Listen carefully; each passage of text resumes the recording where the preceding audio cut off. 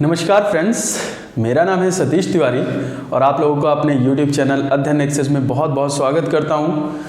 तो last time हम लोगों ने सिलेबस डिस्कस किया था और आज हम लोग पढ़ने पढ़ाने की बातचीत को थोड़ा और आगे बढ़ाते हैं। ठीक है, तो आगे देखिए, अभी थोड़ा सा हम और बातें करेंगे कि क्या क्या अभी हमें और करना है। तो कुछ चीज़ें होती हैं बेसिक इन्फॉर्मेशन इंग्लिश में, तो वो बेसिक इन्फॉर्मेशन क्या क्या है जरा ये देखते हैं।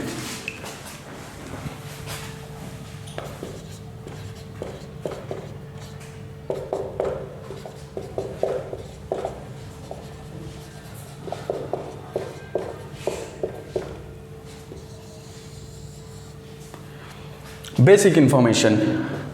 अब इसमें बेसिक इन्फॉर्मेशन में हम लोगों को क्या देखना है, जैसे सबसे बड़ी बात, आप जो चीज़ पढ़ रहे हैं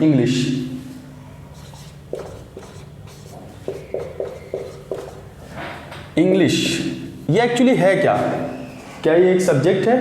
नहीं, ये एक लैंग्वेज है। ये एक लैंग्वेज है। ठीक है, अब ये एक लैंग्वेज है तो ये लैंग्वेज कहीं ना कहीं से तो आई होगी, है ना? कहीं ना कहीं से तो क्रिएट होती है, तो वो क्रिएट होती है इनकी हेल्प से। ये क्या है? 26 लेटर्स। 26 लेटर्स। ये जो लैंग्वेज लिखी जाती है इन सिंबल्स की हेल्प से लिखी जाती है लैंग्वेज, है ना? और वो सिंबल कौन से हैं? 26 लेटर्स। और अगर इन्हीं को हम मिला के बोलें तो वो होंगे अल्फाबेट। वो क्या होंगे? अल्फाबेट।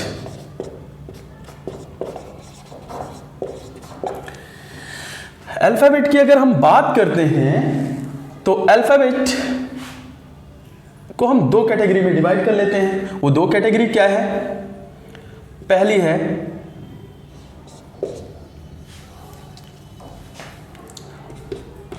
वाउल्स, ठीक है, और दूसरी कैटेगरी है कॉन्सोनेंट्स।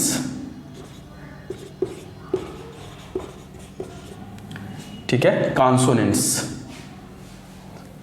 अब ये वाउल्स और कॉन्सोनेंट की बात करें तो वाउल्स आप लोगों को पता है नंबर में कितने होते हैं? 5। कौन कौन से? ए, ई, आई, ओ और यू। कॉन्सोनेंट्स की बात करें, कॉन्सोनेंट्स वाउल, ठीक है, वाउल्स कॉन्सोनेंट्स। तो कॉन्सोनेंट्स की बात करें तो वाउल्स को हटा दो आप, जितने बाकी बचे वो क्या हो गए? कॉन्सोनेंट्स। ठीक है, जैसे बी, सी, डी, एफ एक्सेट्रा। ठीक है, अब अगर हम इसी की बातचीत को थोड़ा सा और आगे बढ़ाते हैं तो इन्हीं दोनों को अगर हम मर्ज कर दें, वाउल्स और कॉन्सोनेंट्स को मर्ज कर दें तो क्या बनता है हमारे सामने? हमारे सामने वर्ड की फॉर्मेशन होती है। ठीक है, वर्ड। अब ये वर्ड क्या होता है? तो वर्ड की अगर हम बात करें, अ मीनिंगफुल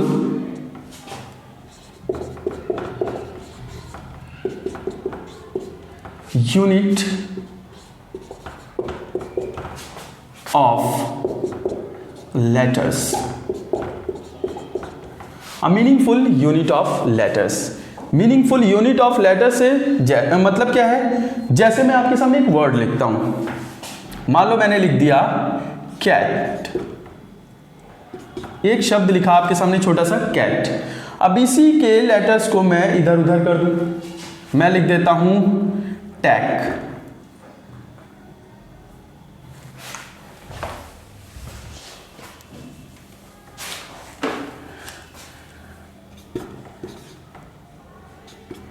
टैक। अब ये जो वर्ड है इसको तो आप सब जानते हैं, बट क्या इसको आप जानते हैं? क्या इसकी कोई मीनिंग बन रही है? नहीं, इसकी कोई मीनिंग नहीं बन रही है। तो एक मीनिंगफुल यूनिट क्या हुई? ये कैट। ठीक है, अब वर्ड के ही बातचीत को और थोड़ा हम आगे बढ़ाते हुए देखते हैं।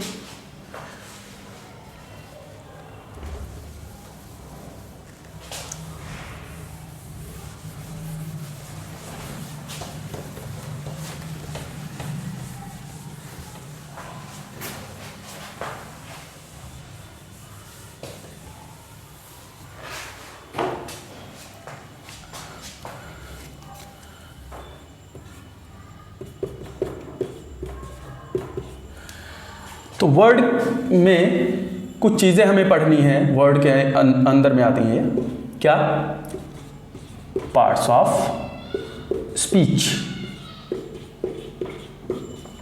ठीक है, पार्ट्स ऑफ स्पीच।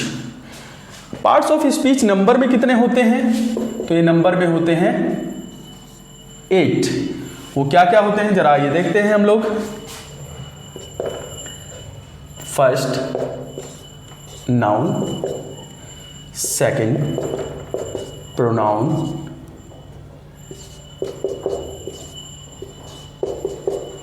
ठीक है। और अगर हम थर्ड की बात करें, एडजेक्टिव,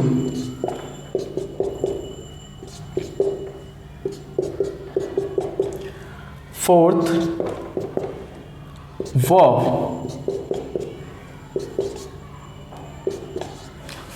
ठीक है। फिर हम थोड़ा गैप देके यहां पे लिख लेते हैं,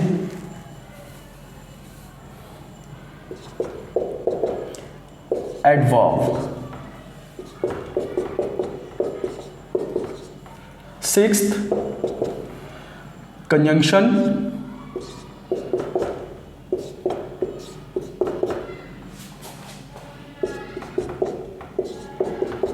ठीक है, एंड सेवेंथ प्रेपोजिशन,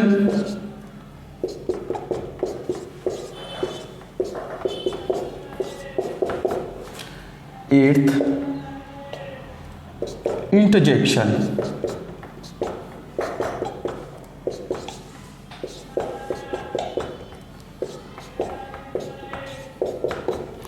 इंटरजेक्शन, ठीक है।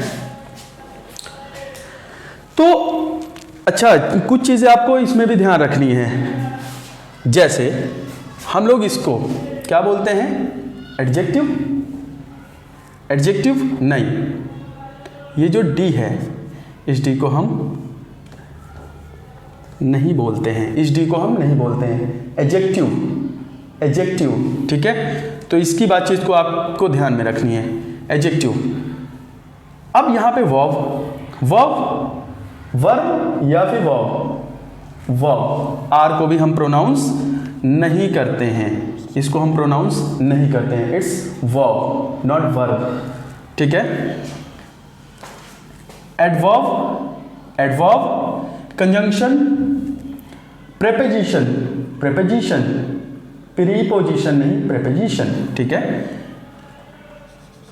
इंटरजेक्शन, याद रहे आर को प्रोनाउंस नहीं करना है। अब कहाँ कहाँ आर को प्रोनाउंस नहीं करना है, बच्चे इसमें कंफ्यूज होते हैं, तो आइए जरा देख लेते हैं इस चीज को। याद रखना, जब आपके सामने हो वाउल प्लस आर, जब आपके सामने वाउल प्लस आर हो तो इस आर को प्रोनाउंस नहीं करना है, इसकी जगह क्या प्रोनाउंस करना है, आ, ठीक है। इसकी जगह अ को प्रोनाउंस करना है, आर को प्रोनाउंस नहीं करना है, ठीक है। जब आपके सामने हो R plus vowel, R plus vowel, यहां पे आपको आर को प्रोनाउंस करना है, ठीक है। तीसरी चीज, जब भी हो आपके सामने vowel plus R plus vowel, यहां पे भी आपको आर प्रोनाउंस करना है, ठीक है। फिर से समझा देता हूं, वाउल होगा देन आर होगा तो आर प्रोनाउंस नहीं होगा, आर होगा प्लस वाउल होगा तो आपको आर प्रोनाउंस करना है। जहां पे भी आपको दिखे vowel plus R plus vowel तो यहां पे आपको आर को प्रोनाउंस करना है, ठीक है। और यहां पे अगर आर प्रोनाउंस नहीं होगा तो क्या प्रोनाउंस होगा, आ, ठीक है। इस चीज को आप लोग समझ गए होंगे, तो इसको मैं रफ कर देता हूं।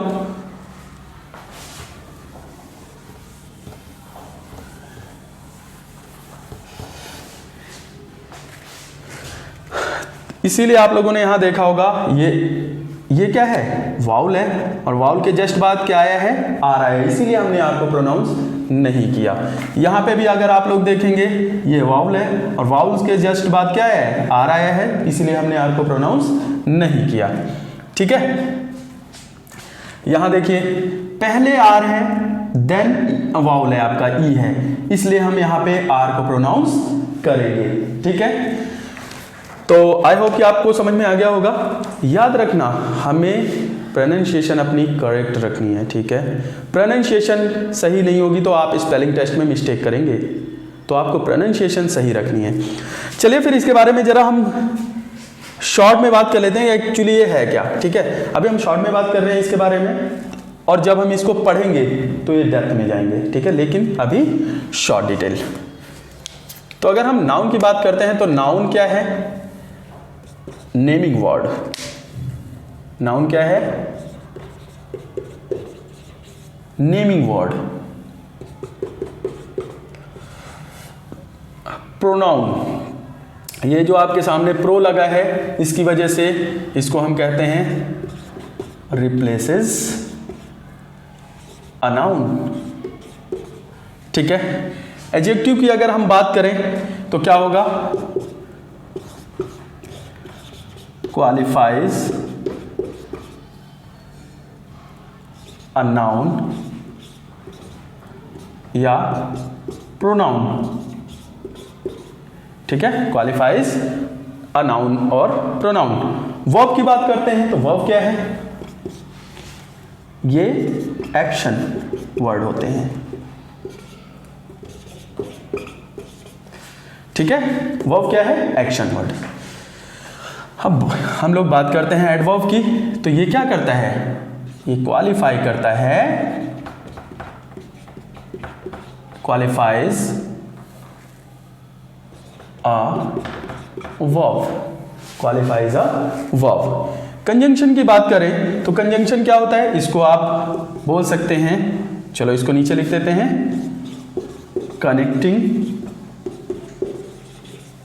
ठीक है, कनेक्टिंग, या फिर आप इसी को क्या लिख सकते हैं? Joining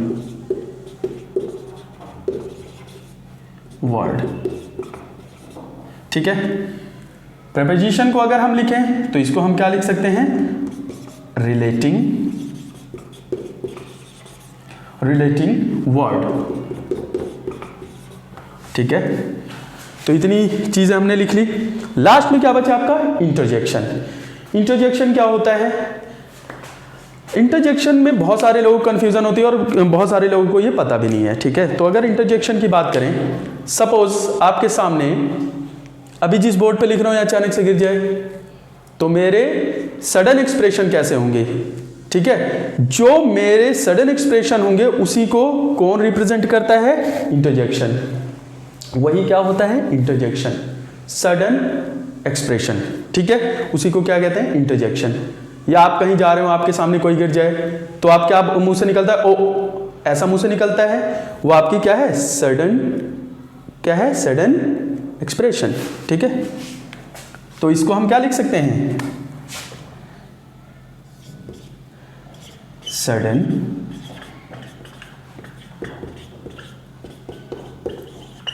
feeling expression word. ठीक है, सडन फीलिंग एक्सप्रेशन वर्ड। तो इतना आप लोग, मैं हट जाता हूं, आप लोग देख लीजिए एक बार।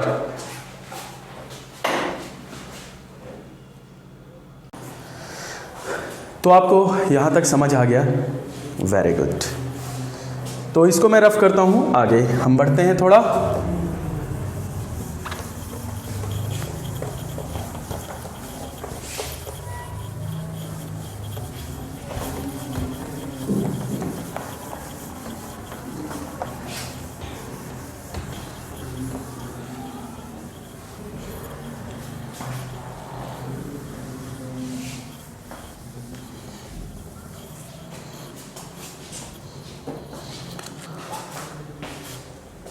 तो वर्ड की अगर हम अगली कैटेगरी से मिलते हैं तो वो क्या है?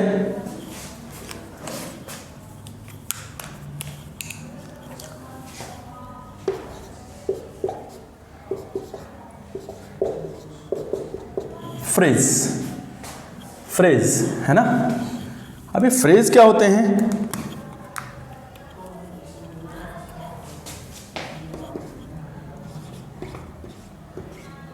Group of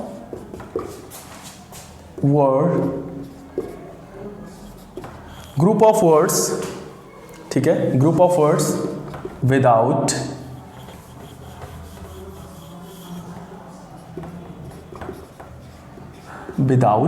complete meaning.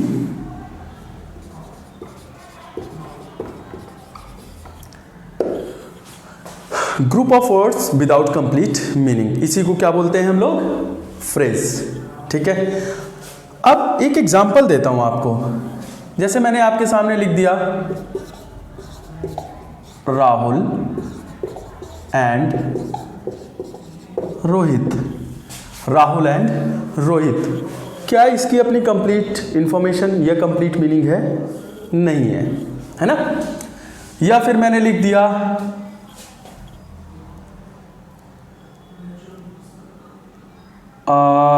In my class, क्या इसकी अपनी कोई कंप्लीट मीनिंग है? नहीं, इसकी भी अपनी कंप्लीट मीनिंग नहीं है। तो group of words without complete meaning, इसका मतलब यही होता है, इसकी कोई अपनी कंप्लीट मीनिंग नहीं होती है। अब अगर फ्रेज से थोड़ा, फ्रेज की ही कैटेगरी को थोड़ा और आगे बढ़ाएं हम, तो हम लोगों को आगे क्या पढ़ना है फ्रेज से related? Noun phrase, noun phrase, adjective phrase, और एडवर्ब फ्रेज। ठीक है, एडवर्ब फ्रेज।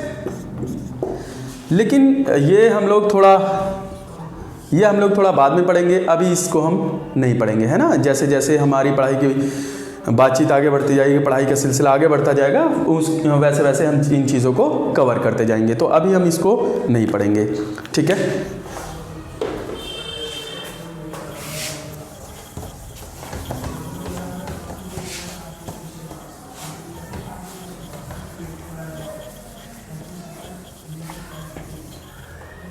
अब फ्रेज से थोड़ा और आगे हम लोग बढ़ते हैं तो एक दूसरी चीज हमारे सामने आती है,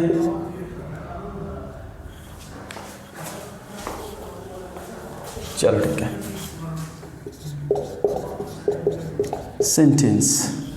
सेंटेंस, सेंटेंस क्या होते हैं? ये सेंटेंस क्या होते हैं? तो sentence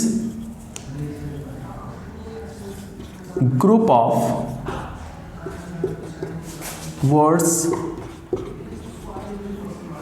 with complete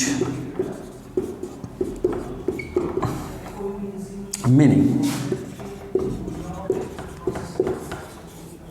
group of words with complete meaning, मतलब सेंटेंस की अपनी एक कंप्लीट मीनिंग होती है। ठीक है, अब जब इसकी अपनी एक कंप्लीट मीनिंग होती है तो वो किस तरह से होती है? तो वो होती है arrangement of words.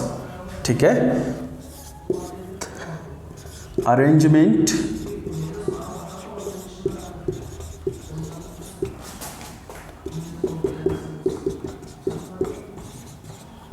Of words. अब ये अरेंजमेंट होती कैसे है? तो with the help of structure. ये अरेंजमेंट कैसे होती है वर्ड्स की? तो with the help of structure, structure की हेल्प से। स्ट्रक्चर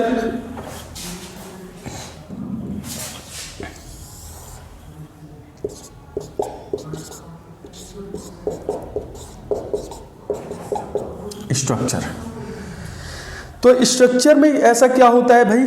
स्ट्रक्चर में होता है, चलिए इसको मैं थोड़ा सा रफ कर देता हूं और स्ट्रक्चर आपको अलग से समझाता हूं। ठीक है, ये देख लेना आप लोग, अरेंजमेंट ऑफ वर्ड्स किसकी हेल्प से किया जाता है? स्ट्रक्चर की हेल्प से। स्ट्रक्चर को हम थोड़ा अलग से समझते हैं।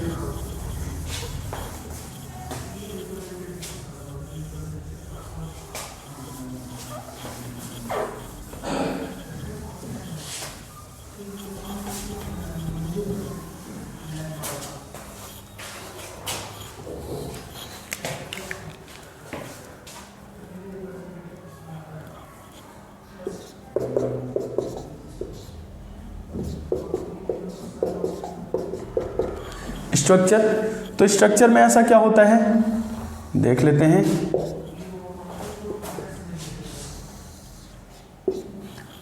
सबसे पहले तो स्ट्रक्चर में होता है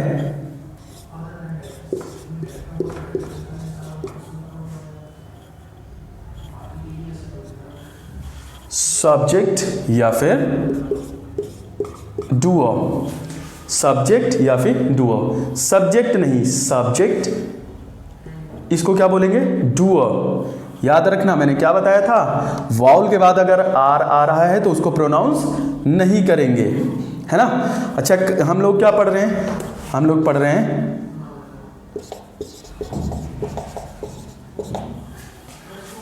ग्रामर। ग्रामर नहीं, हम लोग क्या पढ़ रहे हैं, हम लोग पढ़ रहे हैं ग्रामर। तो इस वाउल के बाद आर है, इसको प्रोनाउंस नहीं करेंगे हम लोग। बट मैंने एक चीज और बताई थी आपको कि अगर आर पहले आए वाउल बाद में आए तो हम इसको प्रोनाउंस करेंगे, इसीलिए हम इसको क्या प्रोनाउंस करते हैं ग्रामर। ग्रामर, ठीक है। आप लोग कई बार देखते होंगे आपके सामने लिखा है ये वाला वर्ड, इसको क्या प्रोनाउंस करते हैं सिस्टर। सिस्टर, ठीक है। इसको क्या प्रोनाउंस करेंगे स। स, ठीक है। तो ये जो है वाउल है और वाउल के बाद यहाँ पे आर है तो इसको भी प्रोनाउंस नहीं करेंगे। यहाँ पे आप लोग देख रहे होंगे क्या प्रोनाउंस मतलब क्या निकल रहा है, आ निकल रहा है ना, ठीक है। तो इसलिए आपको ये चीज़ें ध्यान रखनी है, और ये छोटी चीज़ भी कह सकते हो और बड़ी चीज़ भी कह सकते हो। जिसको नहीं पता उसके लिए बहुत बड़ी चीज़ है और जिसको पता है उसके लिए बहुत छोटी चीज़ है ना। बट यकीन मानिए बहुत सारे लोगों को ये नहीं पता है। तो हम लोग वापस आते हैं अपने टॉपिक पे, सब्जेक्ट डूअर। दूसरी चीज़ इसमें क्या होती है वर्ब। वर्ब, और अगर हम वर्ब की बात करें तो इसमें दो तरह की वर्ब होती है।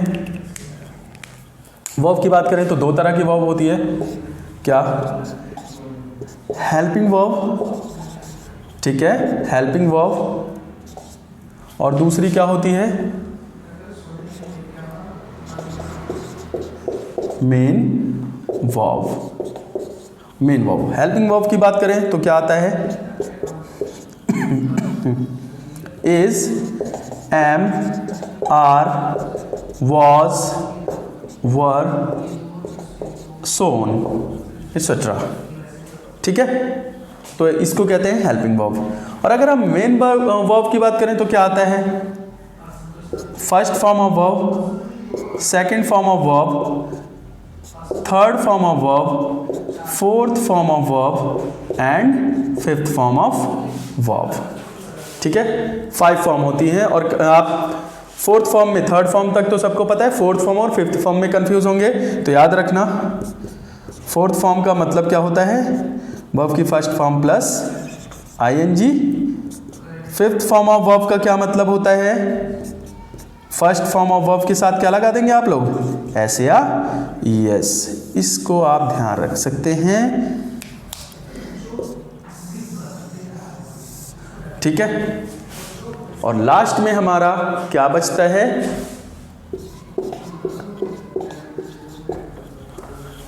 ऑब्जेक्ट। ऑब्जेक्ट नहीं ऑब्जेक्ट, ठीक है। क्योंकि जो ओ होता है इसको क्या प्रोनाउंस करते हैं हम लोग ऑ प्रोनाउंस करते हैं, ठीक है। तो यहां तक कि आपको सारी चीजें समझ में आ गई होंगी, ठीक है। तो ठीक है, अब आगे हम कल की क्लास में पढ़ते हैं और आगे आपको बहुत सारी चीज़ें अभी पता चलेंगी। ऐसे ही हमारी वीडियो को देखते रहिए आप लोग और हमारी क्लास को लाइक करिए, ठीक है। और अगर आप लोगों ने हमारा चैनल सब्सक्राइब नहीं किया है तो प्लीज़ उसको भी आप लोग सब्सक्राइब कर लीजिए, ठीक है। तो चलिए मिलते हैं अगली क्लास में। बाय, जय Hind, thank you so much.